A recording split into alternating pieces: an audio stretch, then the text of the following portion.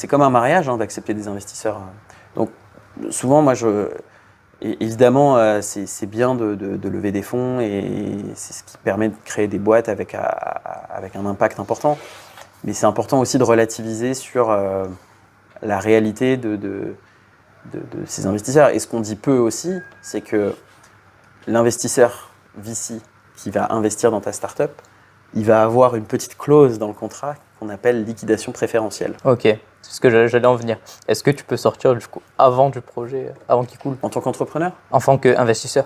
Oui, tu peux. Imaginons, on va schématiser. Tu as une boîte qui vaut aujourd'hui rien du tout, mais tu lèves un tour de table avec des investisseurs et ta boîte vaut 10 millions d'euros. Elle vaut 10 millions d'euros sur le papier. L'investisseur te donne cette valorisation-là parce qu'il a pris 10% de ton capital pour un ticket de 1 million d'euros.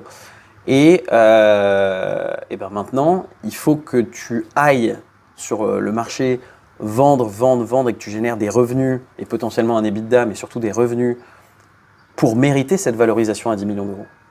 Parce que si demain matin, tu mets ta boîte en vente, mais que tu fais 30 000 euros de revenus, personne n'acceptera de te l'acheter à 10 millions d'euros. Et donc, qu'est-ce qui se passe si au bout de 5-7 ans, tu ne fais pas assez de revenus et que, imaginons que tu fais 100 000 euros de revenus et ta valorisation réelle sur le marché, elle est plutôt aux alentours de 500 000 euros, 1 million d'euros, et tu peux être racheté pour ce prix-là et pas 10 millions d'euros, ton investisseur, il a ce qu'on appelle une liquidation préférentielle. Okay. Et donc, sur les 1 million d'euros de profit de la vente, les 1 million d'euros, ils vont partir à lui. Ok. Et pas à toi.